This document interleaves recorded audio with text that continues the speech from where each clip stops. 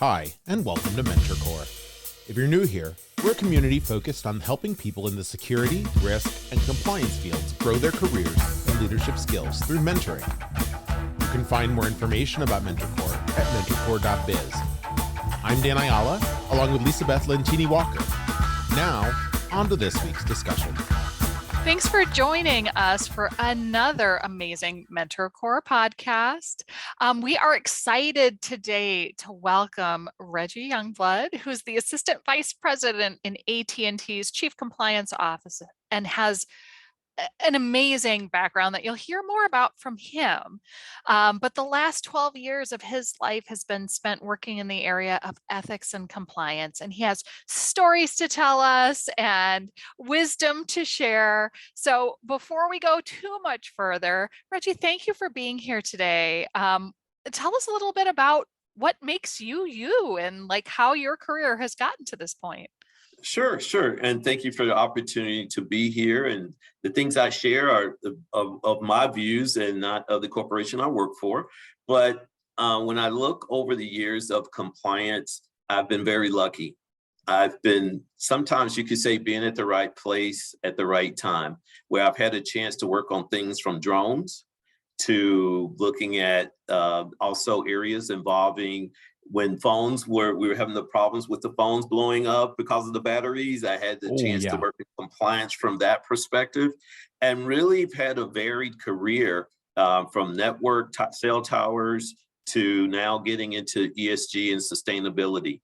So when I look at compliance, I think it is an opportunity, a growth field, just because so much is changing. And I've enjoyed every step of the way.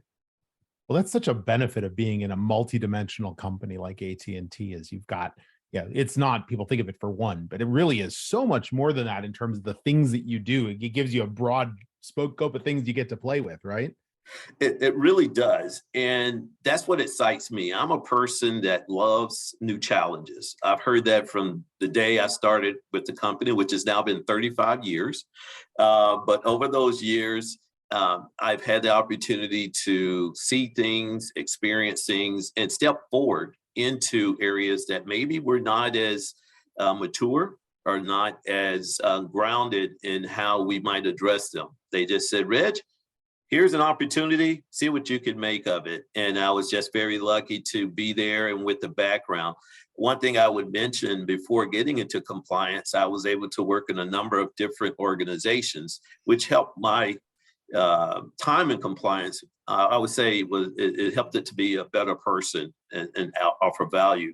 I've worked in everything from network to sales to legal to IT to security, that's marketing, a number of different areas. And the nice thing about being in compliance, you just never know what you might face that day. This morning, I started out with international HR, then I went over to international legal, then I came back to the United States and talked about some other issues, other opportunities to help business units be compliant. So compliance definitely has opened the doors and helped me to see things that I don't know if I would have seen if I had just stayed in one organization. So I have to ask, when you were little Reggie, did you say, I think I want to grow up and be in a compliance profession? Like 35 years ago, was this on your radar as an option even? I have to say, I didn't know how to spell compliance back growing up and thinking about it as a career. I was more focused towards the engineering. I have an engineering background, and I was always the kid that was taking things apart. You know, the mom said, you just purchased that. I said, yeah, but I wanted to see how did it work. So I started taking it apart, and sometimes I got it back together and other times I didn't. But that was my goal at that young stage, was to find a career that allowed me to take things apart, be somewhat of a detective, talk and work with others. And as I say this now, I think about that's pretty much compliance, but I didn't know it because you are usually put in a situation where you're having to digest information, take it apart, see how you can put it back together to evaluate it, and you're always working with people. The more you work with others, the easier the job is. So not knowing it, I thought it was engineering, but it ended up really, I guess what I was thinking of was compliance, but not realizing there was even a world of compliance from a job perspective. I love how you contextualize that, because I know that so many of our listeners often struggle with having skills in one profession, and not understanding how they might be transferable into that next role or into that next part of a career. Was this something that came naturally to you, this kind of bridge of explanation of how these natural tendencies towards taking things apart and putting them back together lend themselves to the role? Or is that something that you've learned over time? A little bit of both. And I have to give credit to one of my mentors that actually recognized that. She was the chief of compliance at the time. And I was working in a totally different area. And she called me up one day and she said, Reginald, I think I have an opportunity for you in compliance.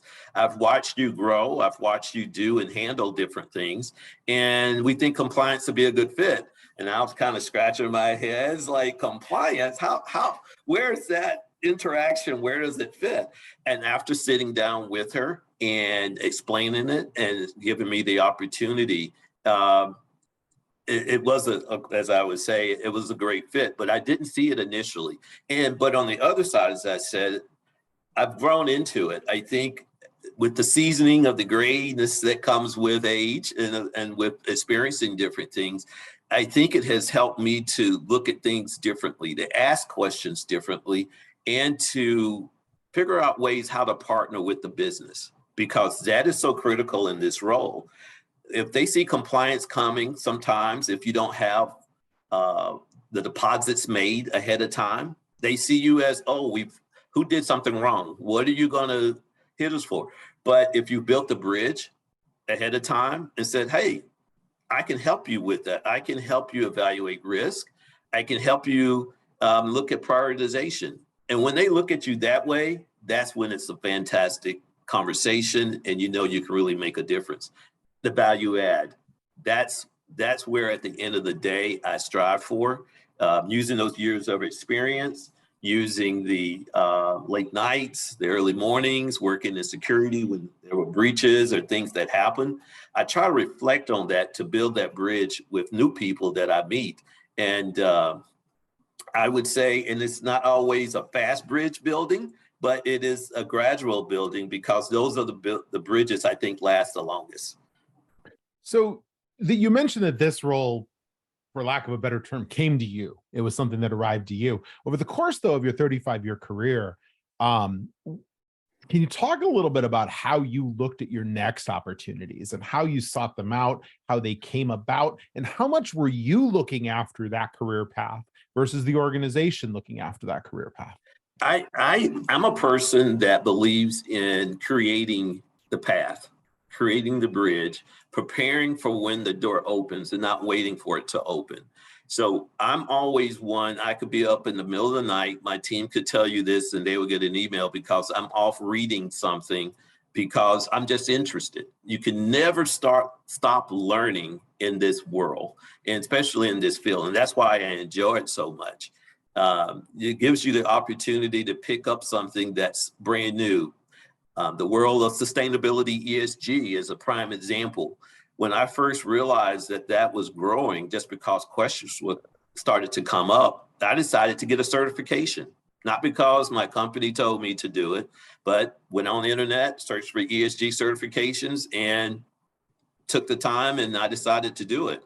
So that's the type of thing that I try to tell others that I mentor and talk through, is you have to create that door, create the path.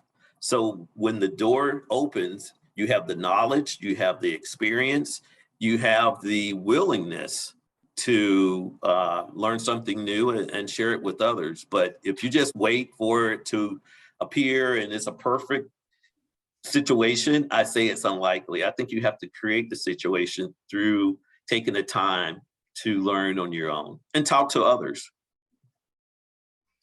I love that curiosity. So I know you are a big reader. Yes. What are the things that you think are critical reads, like as a person or for the profession? What would you tell other people that they should be taking a look at or adding to their list? And I if think you're the critical listening, thing, go check out the show notes because I'm going to put every one of them down in there. Open up your iPhone now, and I'll get them send you ready. something. They're there. But I would tell you those books that tell you how to relate to others. I've been reading a lot of books about millennials and Gen Z, Gen Y, and all these different ones because that has helped me to better relate to people.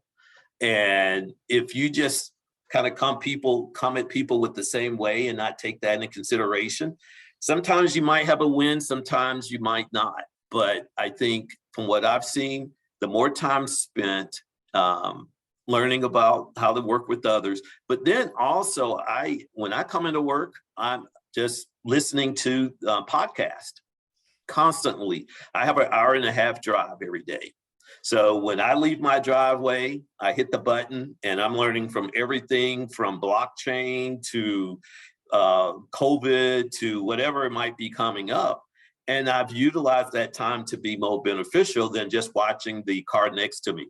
So I would say, continuously looking at the news of where the trends are going, both from a business perspective and from a people perspective. When you put those two together, I think by the time you reach that job in the morning, I'm a better person because if the phone rings and it's my chief compliance officer and he's saying, "Hey, did you know about this?" I was like, "Yeah, I heard about it on the way in. Let's talk about it." Compared to, "Oh no, I didn't know. Let me get back to you." So I think the more prepared you can be by constantly learning in those areas, the better you'll be off, in the long run. Is there anything on your Kindle or bedside table right now that you recommend? That's a good question. There is a book there, but I can't honestly remember the name of it. So I don't know if that tells you how, the quality of the book, but They're not all winners. Well, I actually winners. think that's a really good reminder because too often people have these instant book picks, and it seems like every book everybody reads is the one to read, but that isn't the case. Not all books are the one to read. Some of the ones you want to put aside and you say, "Nah, that's not the right time to But I read paid that 99 cents for it. I should really finish it. book." Yes. Well, I love that you're on this journey of being a continuous learner. So let's talk a little bit about the things that you see in the future. We're going to ask you to be a little bit of a futurist here. Sure. What are the things that you think are most exciting right now, that are coming up, different things that are changing for our profession or opportunities that exist today that maybe didn't exist, 5 months ago, let alone 5 years ago? I think people will appreciate the risk evaluation process better, well, more than they do today, because companies are under tremendous pressure, of course, to get more done with not as many people, less money. That involves risk evaluation. And one of the things that I'm learning and I'm sharing more with others, with other business units, is how to go about evaluating risk and putting prioritization to those risks. Because at the end of the day, if you're not looking at the right information, interpreting that information, working with others, you can make a decision, but is it the right decision? Is it the best decision? So I think as a compliance organization, I think more groups will value the conversations they have with us because it's going to help them make the right business decisions, especially with a view of more with, back to sustainability, ESG world, where there's so many eyes on those decisions. And as soon as you make them, it's on the front page. Yeah. So what I'm hearing and what I'm seeing, more people are ringing my doorbell saying, "Let's talk about risk. Let's talk about risk framework. Help me understand how to evaluate this in the most best way, so I'm not missing something, because they want to make the right decision. But we all know that many people can evaluate risk in different ways, but I think people want to get more comfortable with it. So I think they will be asking the compliance people to come to the table and not look at us as the people who only find risk, but help to evaluate business decisions, to make better strategic decisions, but then also how to react when something happens. You might not always make the right decision, but then how do you react to it? What do you do next? And I see more people knocking on that door because we're moving from the side table more to the front table and part of the decision-making process. Yeah, without question. And it's a neat evolution to watch that happen. It's happened. I think privacy was at the forefront, and security has come along, and compliance is coming along in the same way. And it's neat. It's great to see these fields we're in moving into that level of focus. That said, to what extent, how do you undo some of the historical beliefs that people have about what compliance is and does? And it's hard to undo decades of they just check the box, or they always say no security. How have you been successful at doing that? I'm glad you asked that question, because I think I've refined my process over the years. What I like to do is to do my homework first. So when I'm meeting with a group that I know is maybe not our best proponent, person that's going to jump on the table and say, yay, compliance. So what I first want to do is to understand, what are their drivers? What are they having to stay up at night and worry about? And what I've found, if you spend time working, understanding, learning who they are and what they're facing, they're more willing to spend time with you to explain it, because they know then you understand it and you're going to try to give the best answer. But if you just show up at the door and say, tell me everything that you do, help me help you, they're like, wait a minute, I've got a full plate. You have not invested any time on this other than to get on my calendar. But if I come in there and I say, okay, from reading the news or from reading past audits or different things, I see these 4 or 5 things are very critical to you. They kind of step back. Mm-hmm. And I say, did you know that these other groups can maybe help you accomplish that by talking to them, and by, well, why don't I even set up a meeting with this other person to help you out? So it's that whole opening the door, realizing you're invested in their best interests. And then with compliance, you touch so many different areas that you can open the door where they have problems opening the door because they didn't even know there was a door there. Right. The same thing we're finding with data. Data that another group is using for their purpose can be used by another group, but that group didn't know this even data existed. So first, diving in, finding out who they are, finding out how you can help them, and then finding out how you can add value. If you do that, you've got a friend for life. They will call you and answer the phone when you need them, from my experience. I love that. So let's take this in a little bit different direction, because one of the things that I'm hearing about again and again and again is culture, is well-being at work, is kind of, what the future of human beings in the workplace is. What are you thinking about when it comes to well-being within the team that you work with? Yes. I am a person that believes family is right up there, is higher than work. So what I try to do for my team is to emphasize that, and that we work towards the things that they do outside of work just as hard as we do for the things inside of work. But the other thing that has worked for me is I set up a PR campaign for each of my managers.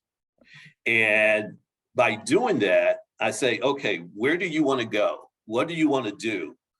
Okay, once I understand that, I then work with them to set up situations that they can be on that platform where they can show what they want to do. And by doing that, that also shows that I care about them, not about what they do today, but I'm looking at them long term. And that has helped a lot with the people who work for me. Gotten a lot of people promoted and moved to positions where they're principals or higher level.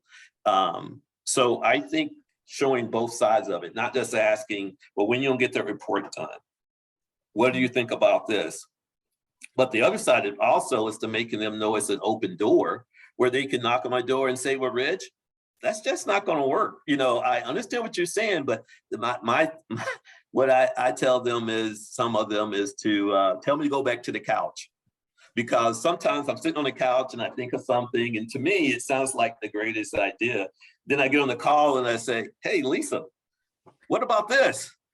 And I say, it's okay if you tell me to go back to the couch, because I might not have seen the bigger picture. But I just give that as an example of where it's an open door. I don't know all the answers, and I would like to learn more from others. And so we have that open conversation. When I get my team together, sometimes I just sit back and smile, because they're each giving their own opinion, idea on risk, on things to move forward. So going back to directly answer your question is having a balance between family and work. And then from a work perspective, balancing out their career with the things you need today and tomorrow. And when you get that done and they feel comfortable in that environment, I think you get the most out of the employee. That's wonderful. And wonderfully, it also provides a level of vulnerability that brings teams and leaders and teams together.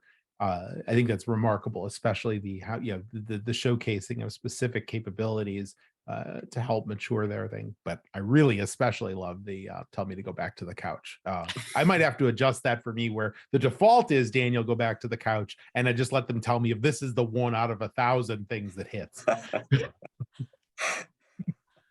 Well, that's wonderful. Well, Reggie, unfortunately, we're close to the end of our time already, and we always end asking each of our guests about the best advice they've ever received from a mentor. So what is that best advice you've received from a mentor? The best advice actually came from my dad. He was a principal for many years in high schools and junior high. And the main thing he says, just be yourself.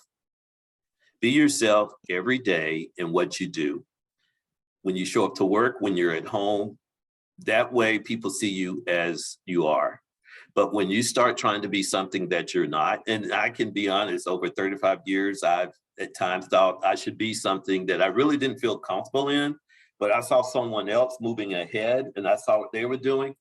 And when I tried to be that, I didn't feel comfortable. I did not come across as someone that you could trust. And I felt that.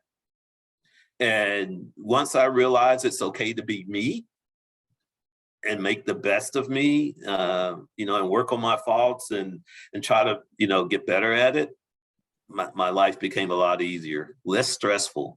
They can ask me something today, and they asked me something 2 weeks ago or in the future. I think I would give them the same answer, because it's based on what I know, what I feel, and my most honest answer. I rarely do this, but I have a follow-up question based on that. It's easy for us as mature in our career people to say. It's hard to do when you're younger. Any advice for people taking that piece of advice and trying to implement it when they're still at a point in which they think they don't necessarily have control over things in a way that we might later on in our careers? Sure. I would say at the younger age, because I've talked to my kids about this, is really taking a step back, and as I was saying, reading those books of how you relate to others, taking that into consideration, saying, how do you relate to your boss? What are the key things that your boss will resonate with them? Looking at that background, looking at many different factors. And then once you understand that, then have that conversation where it might might not be totally open, that initial one, but you start working on it. You start opening the door. But if you continue to kind of force your way in because you're not taking that step back, it's kind of the same thing you asked me of working with business units. How do you go about it? Do your homework. And once you do your homework, then you start initiating the conversation. So that's what I would say to young people is do your homework and then go forward. Thank you so much. I mean, there's so many gems in this one, words of wisdom. I've been writing down some of the things that you've said furiously. And I think that this is one of those must listen episodes where so many people will come away with different bits of advice and thoughts about how to navigate what's next. So thank you for sharing Sure. the gift of your time with us Sure. and with all of our listeners today. Thank you for the opportunity. I really enjoyed it. Join us on the next Mentor Core that will be premiering in 1 week.